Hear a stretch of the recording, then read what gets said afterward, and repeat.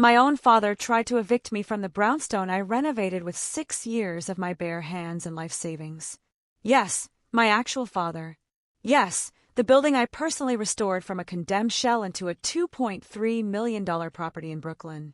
One minute I was standing in the finished master suite with original crown molding I'd spent 11 months restoring by hand. The next, I was holding eviction papers claiming I was illegally occupying his family property. When I asked him why, Richard didn't even flinch. He looked me dead in the eye and said, "This building belongs to your brother. It always has." My stepmother Lauren added without missing a beat, "Mark deserves this more than you ever will." My brother Mark, golden child, trust fund baby, never worked a real day in his adult life, just stood there smirking like he'd already won. I didn't scream. I didn't cry. I didn't beg. I looked at all three of them standing in my entryway and said 6 words. Just 6 words that shattered their entire world forever. My name is Maya Brennan. I'm 32, a licensed contractor and restoration specialist in Brooklyn, New York. And for 6 solid years, I poured every dollar, every weekend, every drop of sweat equity into saving this 1897 brownstone from demolition. I lived in a construction zone. I ate ramen for dinner 5 nights a week. I wore the same work boots until the soles fell off, all to make this place mine. What happened after those 6 words exposed a conspiracy so twisted, so calculated, that it didn't just destroy my family. It destroyed everything they thought they knew about control. If you've ever been the scapegoat in your own family, the one they discarded while praising someone who never earned a damn thing, hit subscribe right now and turn on notifications because this story is about to get wild. I grew up in a cramped 2-bedroom apartment in Flatbush where the radiator clanked all winter and the summer heat made the walls sweat. My father, Richard, managed a small accounting firm in Midtown. My mother died when I was 9, cervical cancer, stage 4, gone in 8 months. I still remember her holding my hand in the hospital and whispering, "Be strong, Maya. You're tougher than all of them." 2 years later, Richard married Lauren, a real estate agent with a sharp tongue, and a son from her first marriage, Mark. Mark was 12 when they moved in, 2 years older than me, and from day one, he was the center of the universe. Richard wasn't a bad man before Lauren. He was just tired, exhausted from medical bills and single parenting and trying to keep his small firm afloat. When Lauren arrived with her confident smile and her talk of blended families, he grabbed onto her like a life raft. But Lauren didn't blend. She replaced. Within 6 months, everything in that apartment revolved around Mark. The good bedroom with the window facing the park? Mark's. The new laptop for school? Mark's. The family dinners where everyone asked about your day. Only Mark's day mattered. I learned early that my feelings were an inconvenience and my achievements were invisible. At 14, I won first place in the New York City Youth Carpentry Competition, a citywide event with over 300 participants.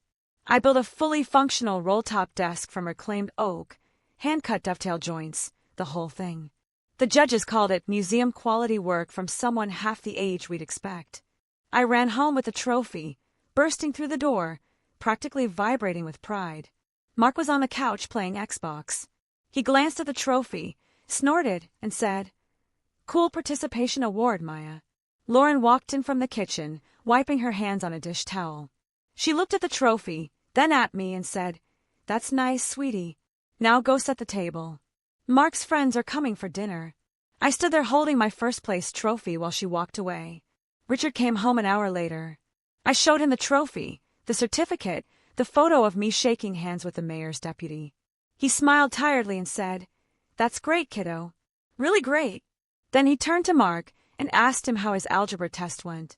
Mark had failed the test. They spent the rest of the evening discussing tutors. I put the trophy on my bookshelf. No one ever mentioned it again. High school was more of the same. I worked weekends at a local hardware store, stocking shelves and learning the trade from old-timers who taught me how to read blueprints, frame walls, and mix mortar.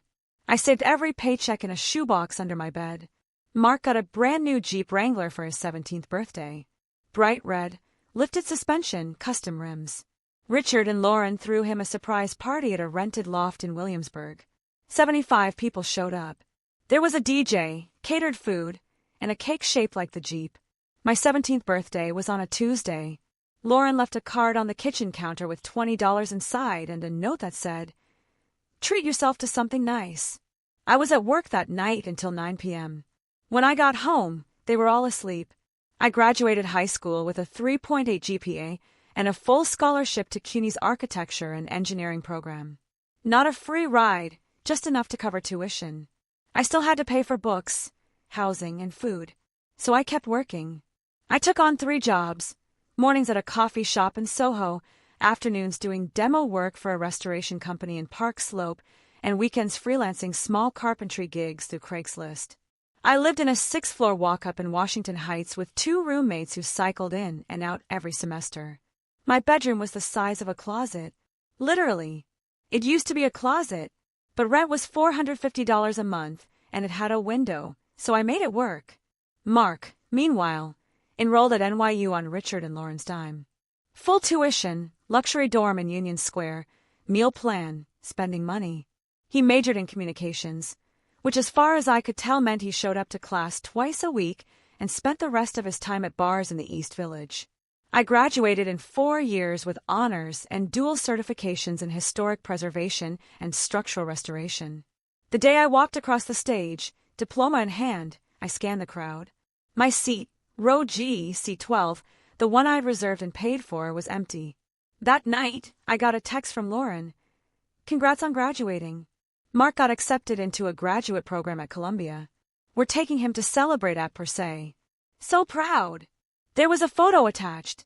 The 3 of them in formal wear, champagne glasses raised, smiling like a goddamn holiday card.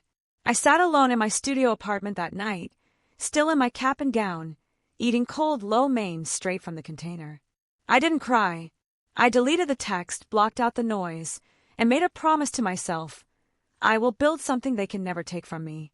After graduation, I took a job with Slate and Stone Restoration, one of the most respected historic renovation firms in New York. The pay was terrible at first, barely $38,000 a year, but I was learning from the best in the business. I worked on landmarked brownstones in Brooklyn Heights, pre-war walk-ups in the Upper West Side, and century-old townhouses in the West Village. I learned how to restore original plasterwork, repair limestone facades, salvage antique fixtures, and rebuild staircases that hadn't been touched since the 1800s. My coworkers called me the perfectionist because I refused to leave a site until every detail was flawless. I didn't care. This was my craft, my identity, the one thing no one could take from me. By 26, I was running full project sites on my own. By 28, I was the youngest lead contractor the firm had ever promoted. I lived in the same tiny studio in Washington Heights. I drove a 2004 Honda Civic with 190,000 miles on it. I wore the same Carhartt jackets until the elbows blew out. Every single dollar I didn't spend went into one account, the Brownstone Fund. I had found it 2 years earlier, scrolling through condemned property listings late one night. 447, Prospect Place, Brooklyn. Built in 1897. 4 stories, original details, structurally sound but abandoned for a decade. The city had it listed for $340,000, as is, no warranties, buyer assumes all violations and back taxes. It was a disaster. Broken windows, rotted floors, no heat, no plumbing, pigeons nesting in the 3rd-floor bathroom. But I could see past all of it. I could see the bones. The original herringbone floors under the trash. The tin ceilings under decades of paint. The hand-carved banisters under the grime. I printed one photo of the front facade and taped it above my desk. For 6 years, that photo was my North Star. By the time I turned 32, I had saved $380,000 in cash, got pre-approved for a $150,000 renovation loan, and had a network of contractors who owed me favors. The building was still on the market, still condemned, still waiting. I put in an all-cash offer on a Friday morning, $340,000, as is close in 30 days. The city accepted it by Monday. I didn't tell anyone, not my coworkers, not my old roommates, and definitely not my family. On closing day, I stood alone on the cracked front stoop, holding the keys to 447 Prospect Place, and felt my mother's voice in the back of my mind. "You're tougher than all of them." I walked inside, looked up at the destroyed ceiling, and whispered out loud, "Let's go to work." For the next 18 months, I lived on site in a sleeping bag on the second floor. No heat except a space heater. No shower except a hose rigged to a utility sink. I worked my day job from 7 a.m. to 4 p.m., then came home and demolished, rebuilt, restored until midnight. Weekends were 14-hour days. I stripped every wall down to the studs, rebuilt the plumbing and electrical from scratch, restored 12-foot ceilings, original hardwood floors, and a curved oak staircase that took me 4 months to stabilize and refinish by hand. I salvaged marble mantels from estate sales. I reglazed 42 original windows. I hand-mixed lime plaster to match the 1897 texture. It was hell. It was lonely. It was the proudest thing I'd ever done. By month 16, the building passed every inspection. Certificate of occupancy. Landmark preservation approval. Full restoration. The day I got the final sign-off, I stood in the finished parlor floor living room, sunlight streaming through restored glass, and took one photo. Me covered in plaster dust, smiling wider than I had in a decade. I posted it to Instagram with a simple caption. 447 Prospect Place. 1897 brownstone. Fully restored. My home. Within an hour, my phone started ringing. Richard. Lauren. Mark. I let them all go to voicemail. Then the DM started. Lauren. Maya, we need to talk.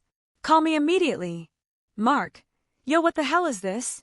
You bought a house and didn't tell anyone. Richard. This is unacceptable. We're coming over tomorrow.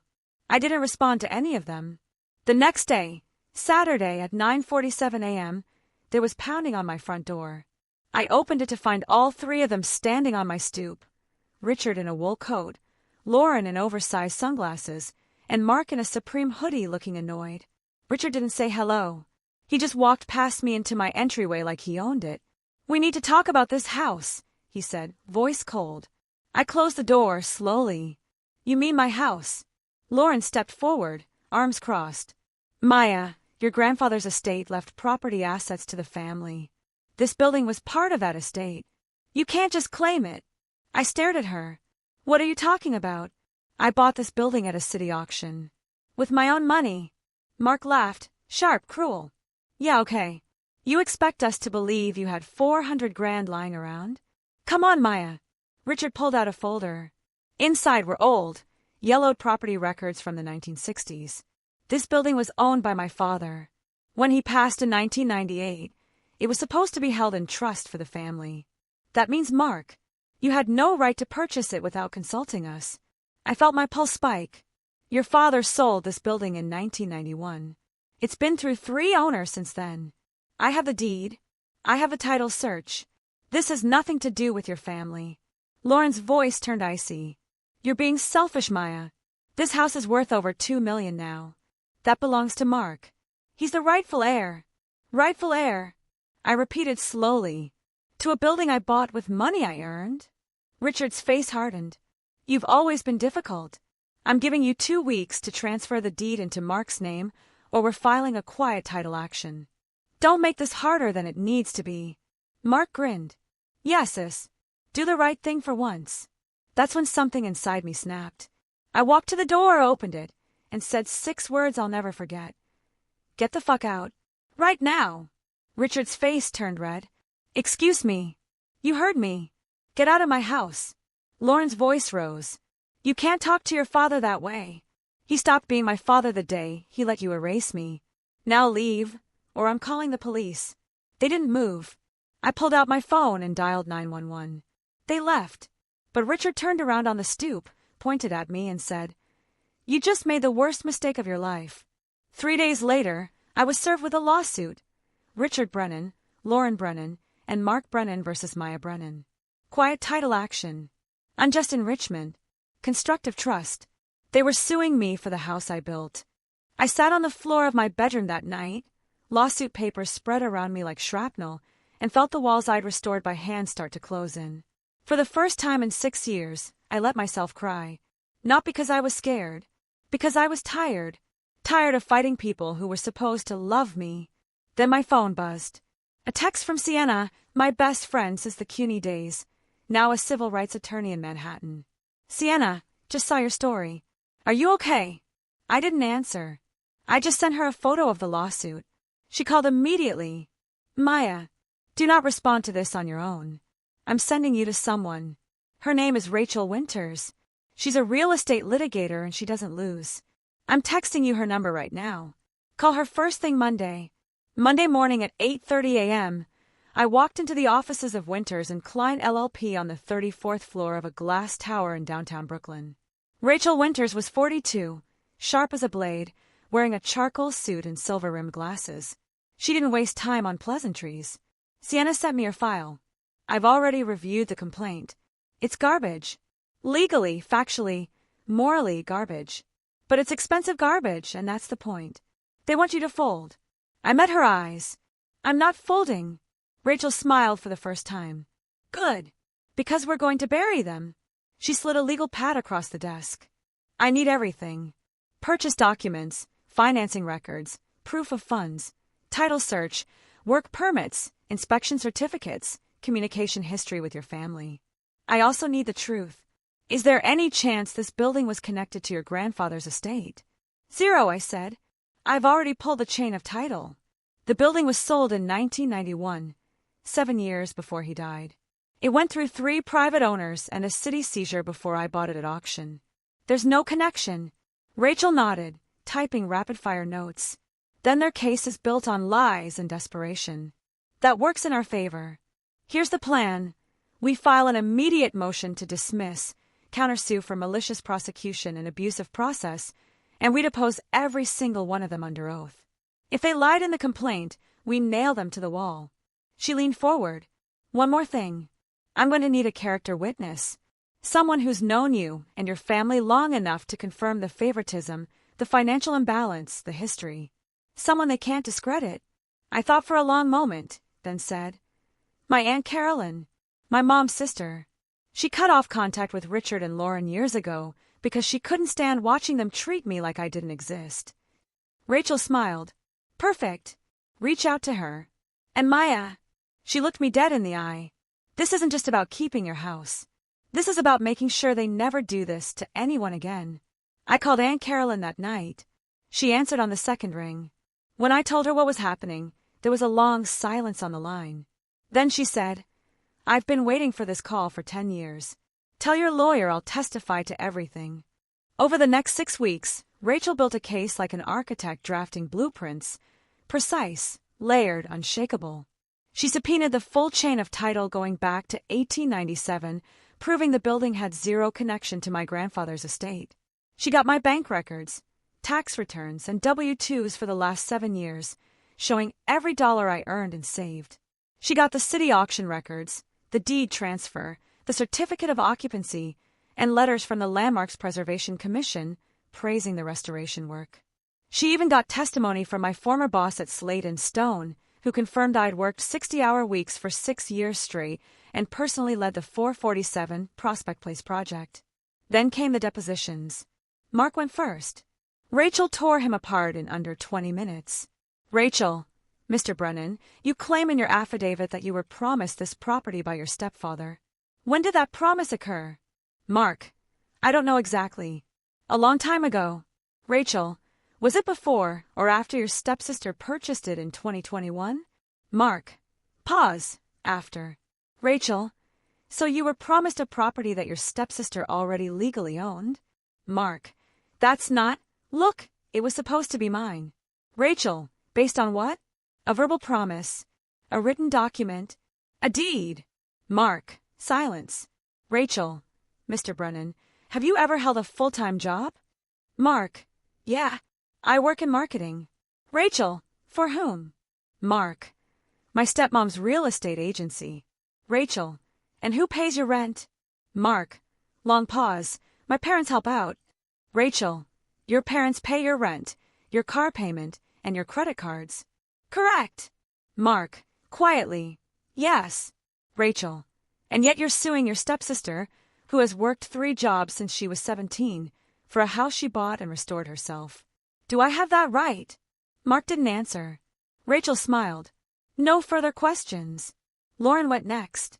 Rachel, Mrs. Brennan, you claim in your affidavit that Maya used family money to purchase the property. What family money are you referring to? Lauren, her grandfather's estate. Rachel, her grandfather passed in 1998. The building was sold in 1991. How could estate funds be used to purchase a property that was sold 7 years before his death? Lauren, flustered. Well, it was always understood that. Rachel, let me be clear. Did Maya receive any inheritance from her grandfather? Lauren, I don't know. Rachel, you don't know or she didn't? Lauren, pause, she didn't. Rachel, did Mark receive any inheritance? Lauren, no.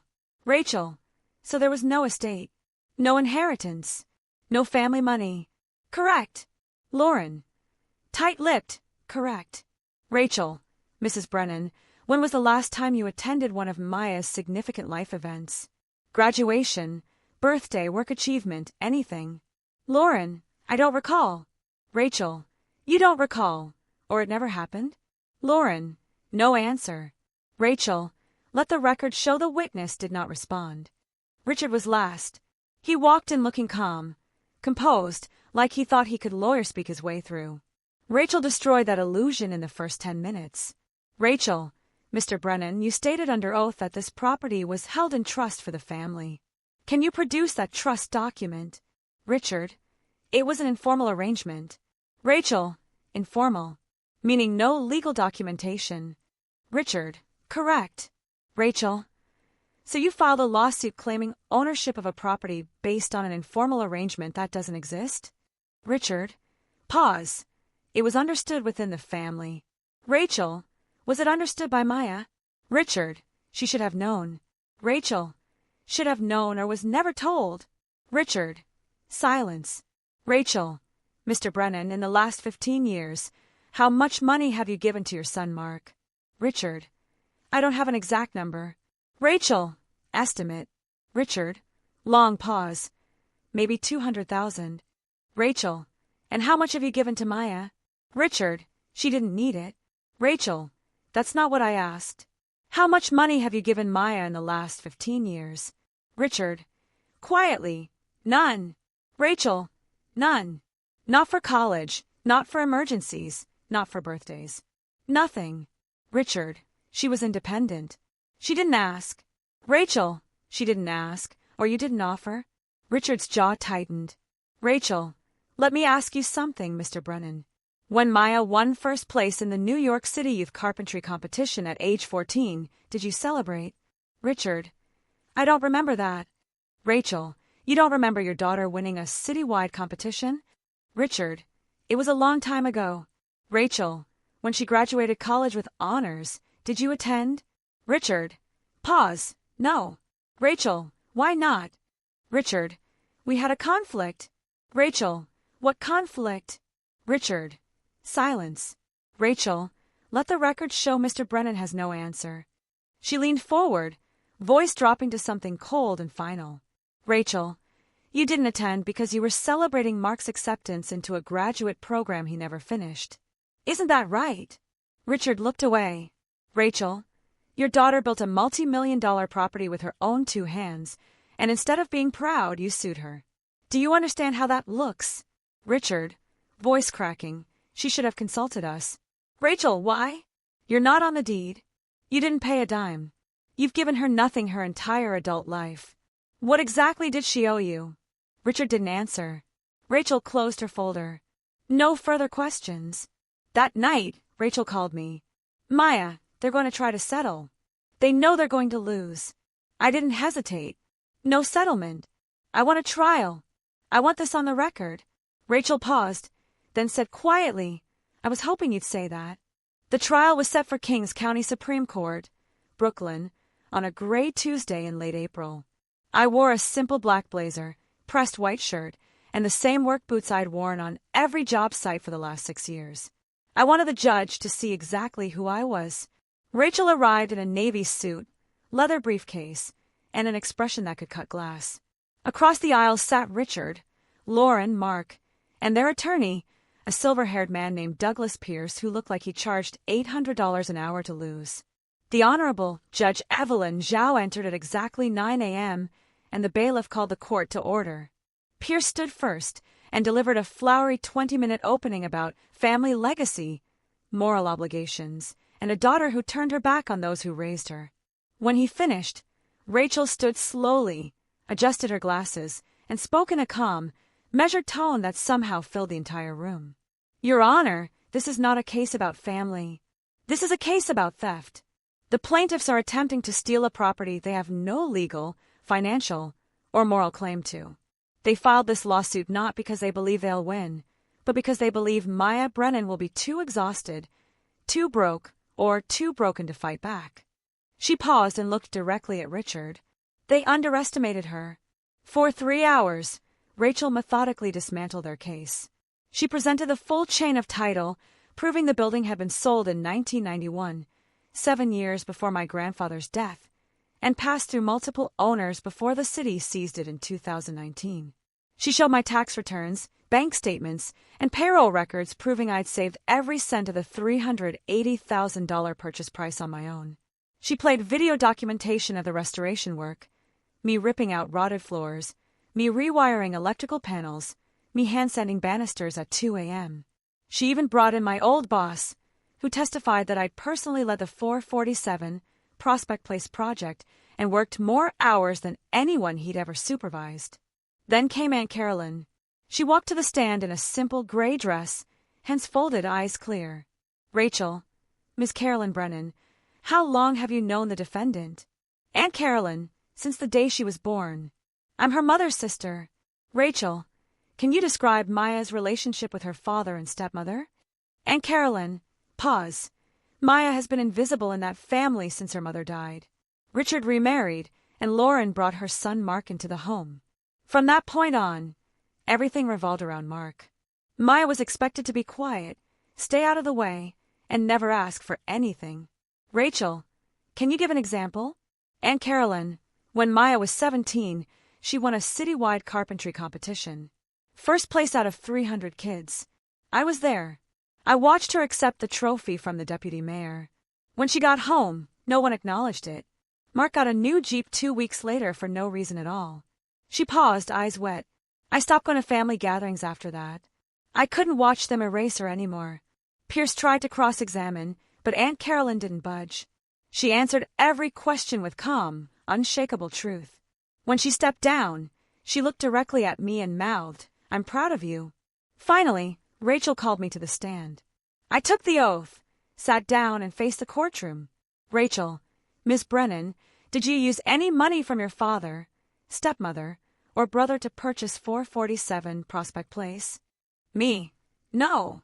"Rachel, did you receive any financial support from them during college, during your career, or at any point in your adult life?"